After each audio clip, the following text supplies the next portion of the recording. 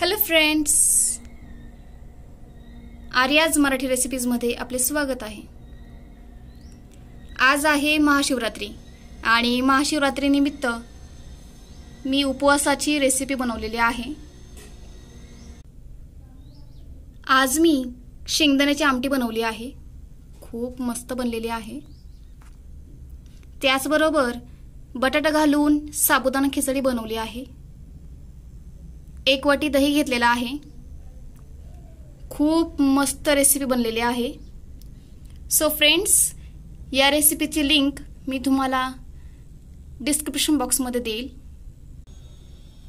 So friends, recipe कशी वाटली हे मला कमेंट बॉक्समध्ये नक्की सांगा आणि या रेसिपीचा पूर्ण व्हिडिओ नक्की बघा आणि चॅनलवर नवीन असाल तर सबस्क्राइब करायला विसरू नका। Thank you for watching.